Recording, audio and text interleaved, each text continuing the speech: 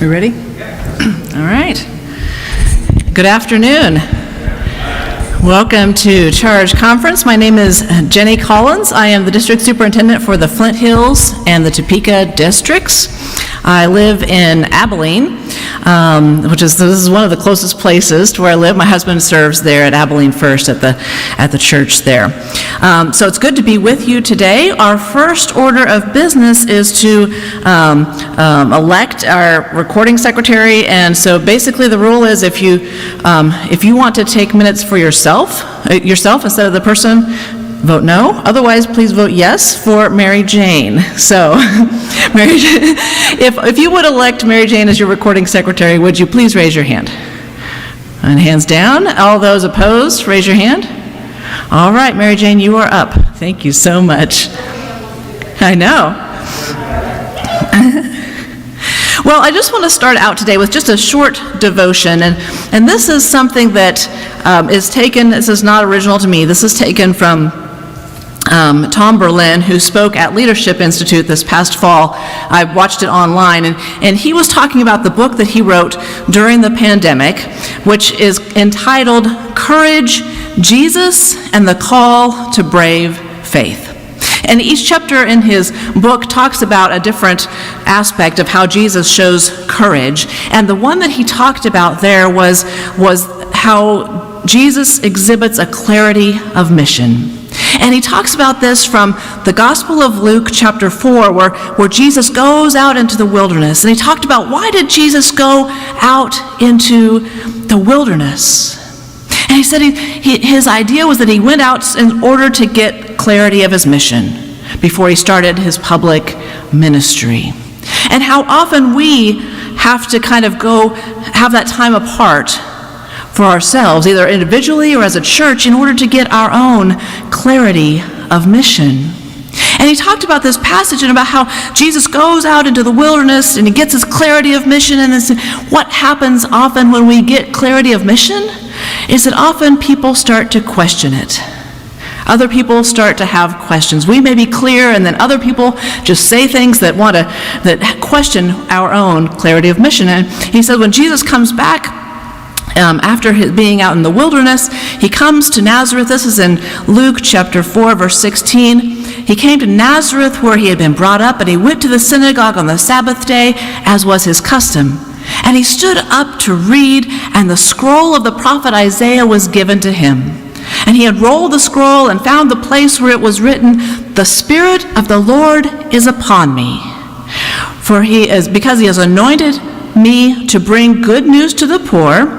He has sent me to proclaim release to the captives and recovery of sight to the blind, to let the oppressed go free, to proclaim the year of the Lord's favor." And he rolled up the scroll and he handed it back to the attendant, and he sat down, and all the eyes of everyone in the synagogue were fixed on him, and he said, "Today the scripture has been fulfilled in your hearing."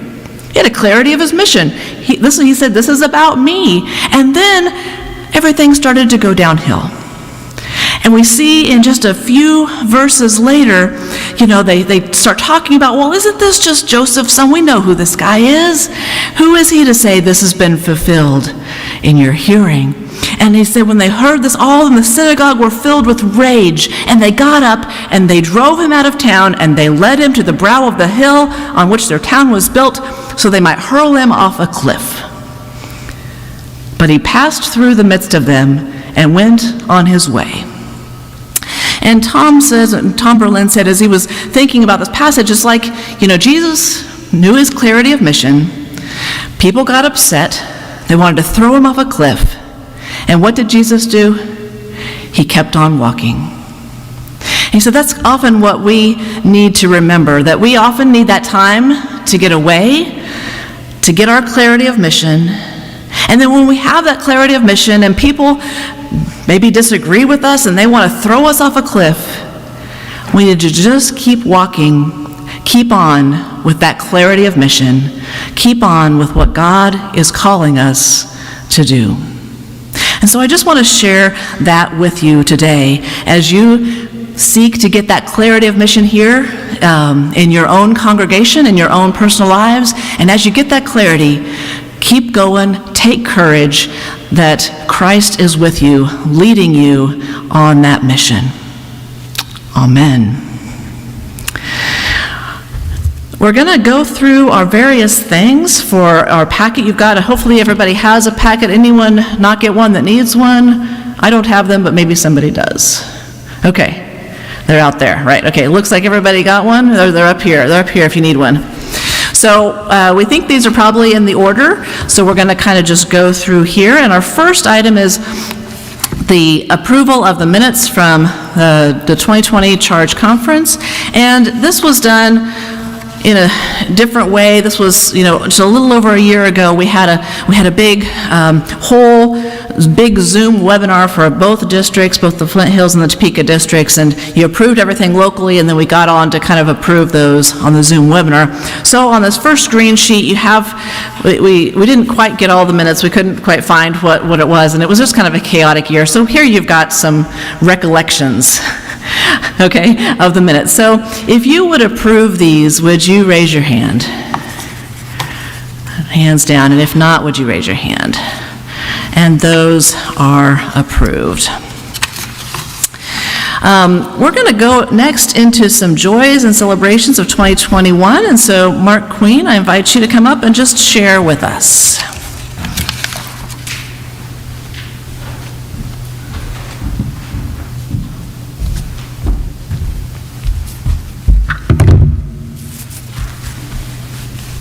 Well, I've learned that I should not take my mask off with my glasses on or my glasses go flying. It's been a wonderful year of learning, hasn't it?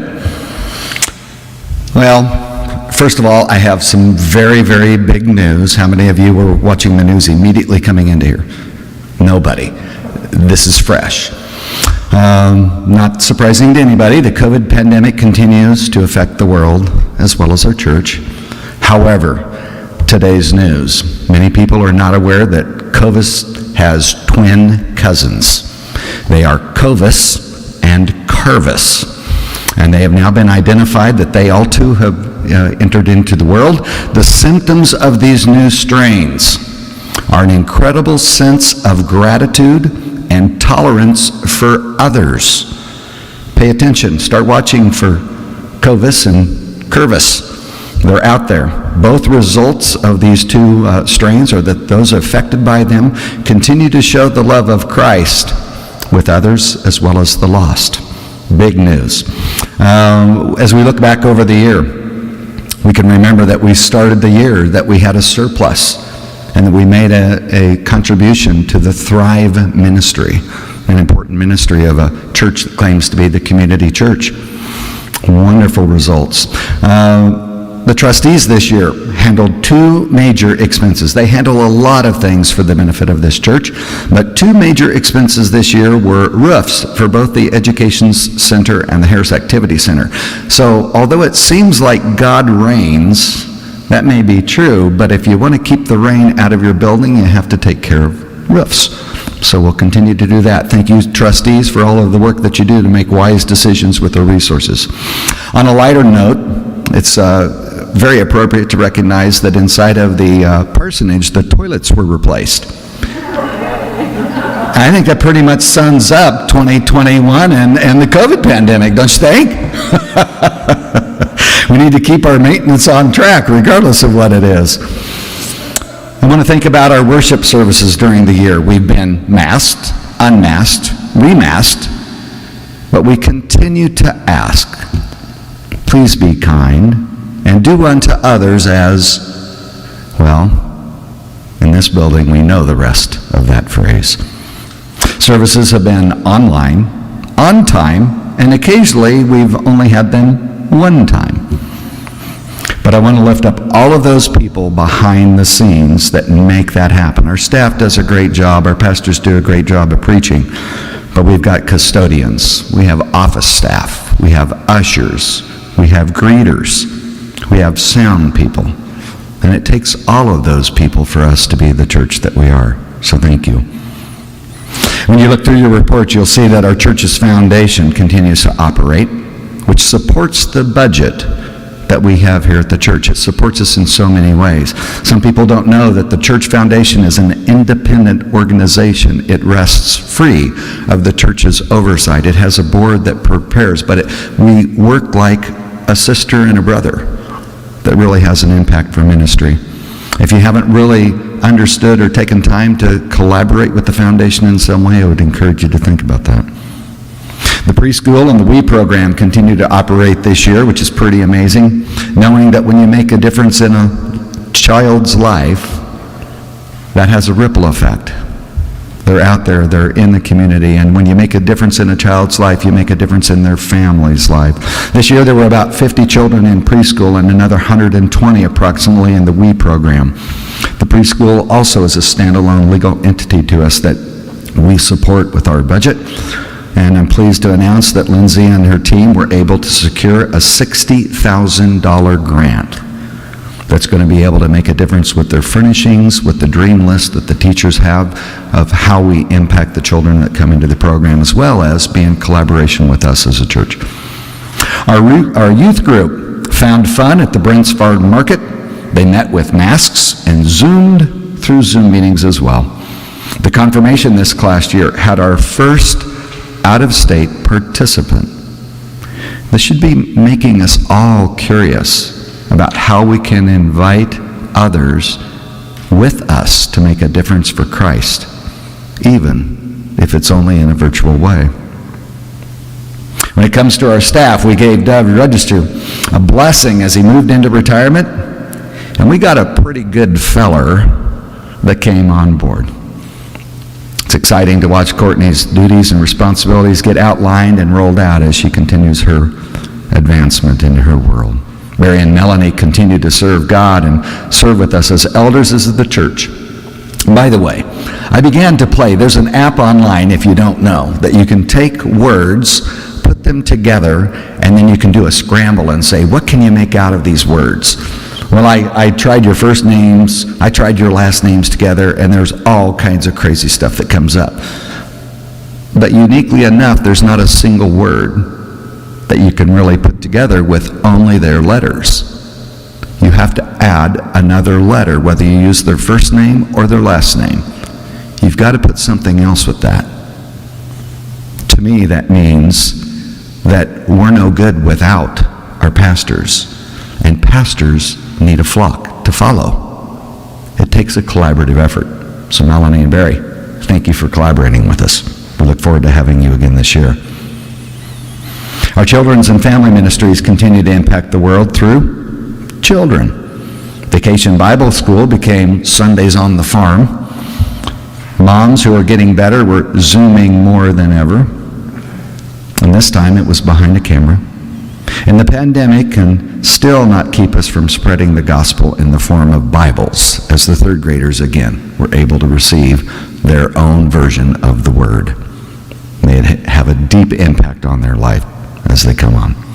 The Connections Ministry team launched the Restaurant Challenge to encourage the public to support our local restaurants when we're supposed to be watching where we go and restricting ourselves when appropriate. In addition to the Restaurant Challenge, it will be again launched this year. It already is. If you haven't got a card, then please make sure to pick one up in the office or the restaurants. The Cookie Ministry sent our pastors out to share good tidings with our local businesses during the holidays. And of course, Welcome Back Sunday, that always brings us together after a summer celebration. The Welcome Center is again being staffed now that the doors are open to the public. United Methodist Men began to meet in May and have again began to have their guest speakers. We want to say thank you to Chris Little for stepping up to become the president of that group as it moves forward. They continue to meet once a month on Thursday morning. Please consider coming and joining them for a breakfast. But we can't mention the United Methodist Men without mentioning the United Methodist Women, who again have had a wonderful year. They've impacted the world through many projects, including the Sow Sisters, and they created kitchen starter kits for the young adults who are no longer allowed to be in the foster system, who are out in the process of becoming adulting and out on their own and occasionally need some help. They raised over $3,000 through their Treasure and Sweets sale. Those proceeds went to the mission organizations that they support. If you are a woman and you don't have a circle that you're connected with, please contact me or Dixie Nickel, and we'll be happy to get you connected to one. The missions team served the Fit Closet, expanded the Lydia ministry, the Ogden Friendship House was impacted, and we celebrated the 21-year anniversary of the ministry with the School of an Opera. What a celebration. So we might ask ourselves, what's next? That's a pretty good year. Well, it is a good question. And what's exciting is that we have formed a next generation task force and a campus strategic planning team. We could either rest on our laurels of the success of the past, or we can begin to vision and think, what does God have in store for us? And to discern what God has in store for us, we have to be able to begin discerning ourselves and asking ourselves the question, what more does God want us to do? What we can know for sure is that the church stands on a foundation of our Lord and Savior Jesus Christ. May it be that you will grow in your relationship with Him this year, share His impact on your life with others, and that you can do it more in 2022 than you ever have before. Thank you.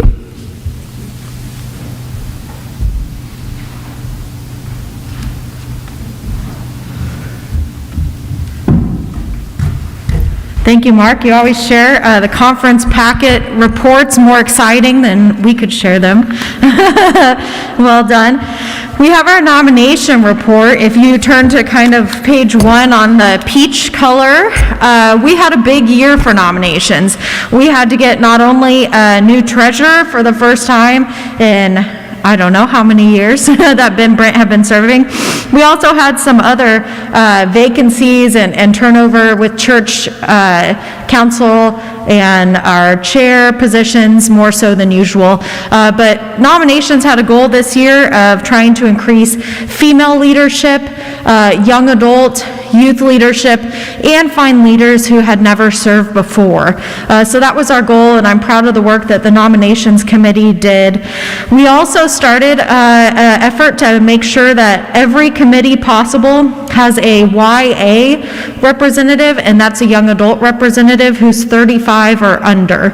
And again, this is to try and incorporate some of the next generation in the leadership and the teams and the boots on the ground ministry work that we're a part of. So I have the nominations report before you. Now, being a larger church, some of our church staff and our teams themselves filled their own vacancies, but I think overall we've got great people to come for 2022. Do we need a vote to approve these? Okay, so we'll need to take a vote to approve the nominations. Are there any questions or discussion prior to, okay, we need a motion? No, Okay. yeah, since it's coming from the nominations team, we're just going to have these come from the committee. So this is, like I said, any other questions? I don't think you have any questions. So if you would approve your nominations and leadership team report for 2022, would you say yes? Any no, say no. And those are approved. Thank you so much.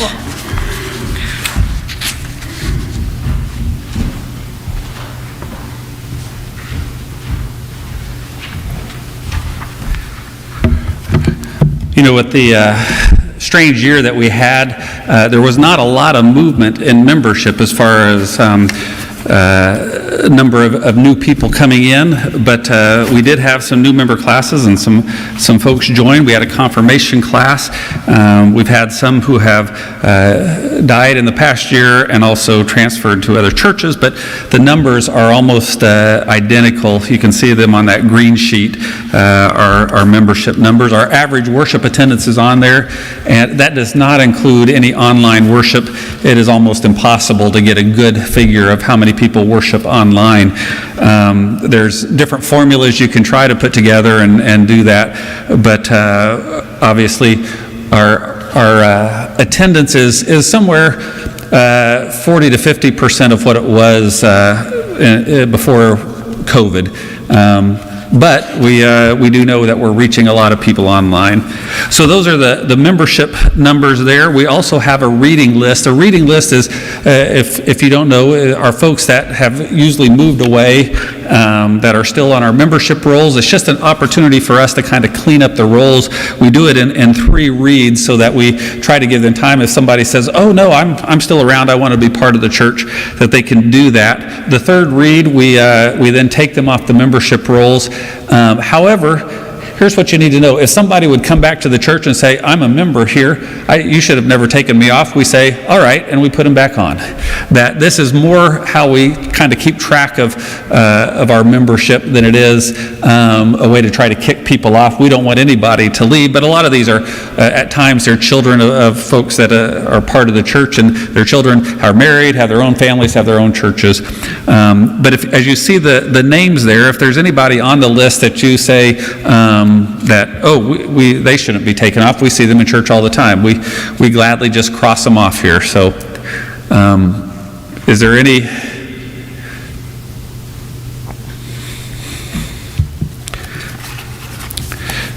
If not, I believe we do need to take a vote on the reading list. Is that correct? On the 3rd year reading. On the 3rd year reading list, yes. Yeah. So.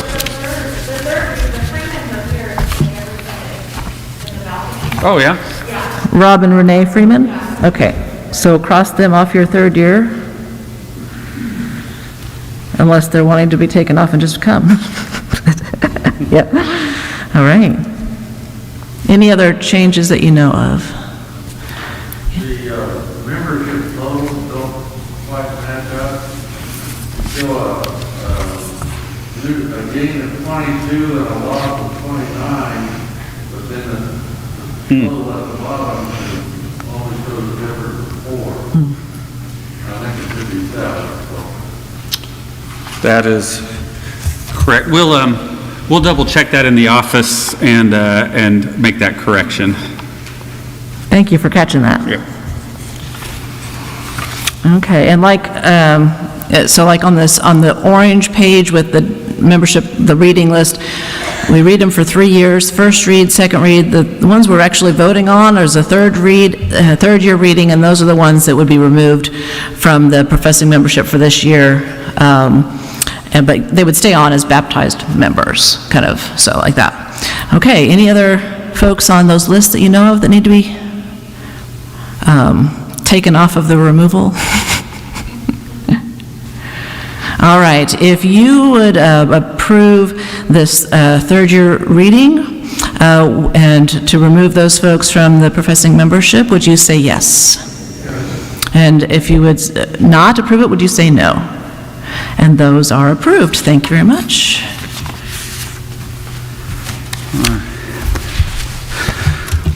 Also, part of our job is to the renewal of lay speakers, and Mark Queen has his information there in the book, and so we need to approve him for another year as a lay speaker.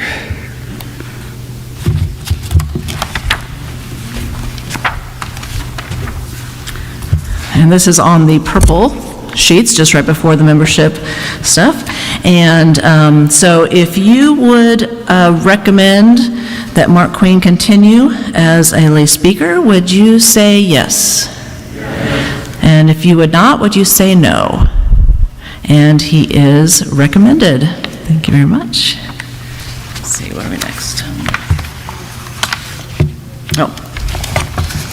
Okay, and the other thing that we do is that we approve folks to be certified candidates, and then we continue that certification, continue to recommend them as certified candidates until they get to be licensed local pastors. So Courtney Fellers is working towards that licensed local pastor level, but we just are seeking your approval to continue to recommend her as a certified candidate as she gets through that process. Any questions? Okay, if you would continue to approve or recommend Courtney as a certified candidate, would you say yes? And if not, would you say no? All right, we've got another year of recommendation for Courtney, so thank you very much. And thank you for your service. One more thing I want to say before we go on is just a quick little reminder to keep on the lookout for folks who, among your congregation, among your community, who have gifts for ministry, whether that's as a lay speaker, as Mark is doing, or moving towards the licensed local pastor, moving toward ordination as Courtney is. Whether it's clergy or lay persons, we are always needing folks to continue that ministry line. And this is kind of just beyond even just the normal serving on committees, which is so important. But one of those things we often do is when we ask people what they are doing, if they're growing up or maybe still growing up in their adult years, what are you going to do when you grow up? That kind of a question.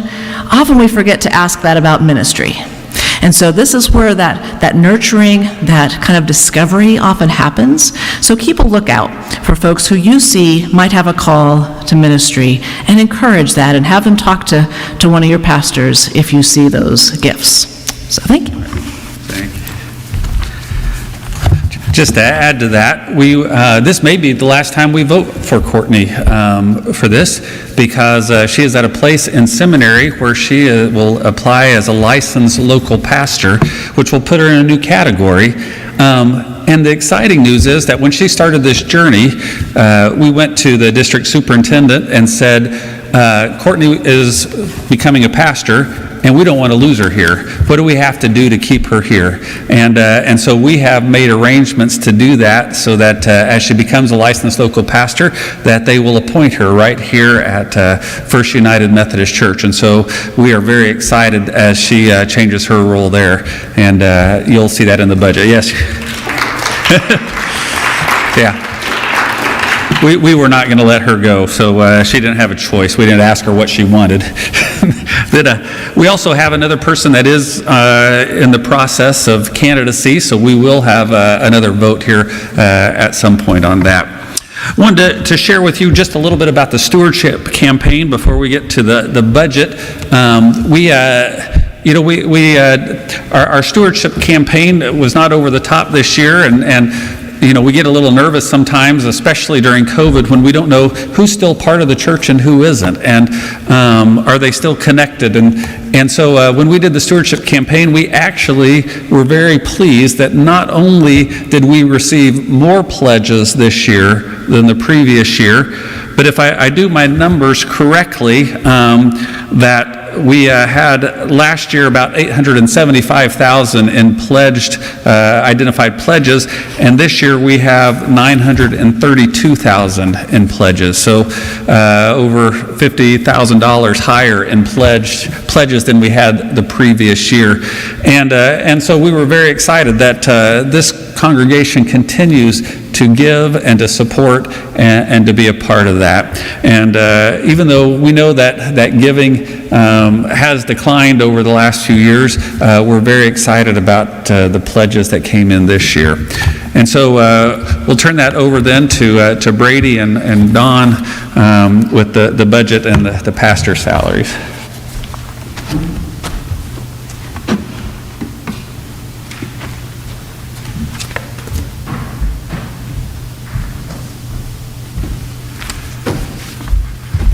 Well, thank you, Barry. I just wanted to point out in your packets towards the back, I think to me it's pink, but sheet is the SPRC annual report. And it's been a busy year for us. And I just want to thank those on the committee. I know several of you are here.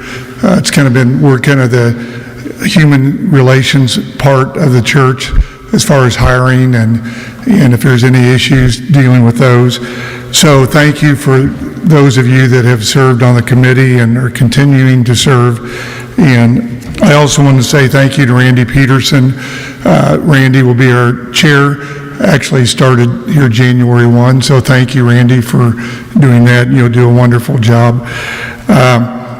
My job's kind of easy up here. Our pastor salaries have already been approved by both the SPRC and Church Council. They are presented for information only today, so really there's no vote to be taken. So I want to thank everyone for that, and I'll turn it over to Don at this point.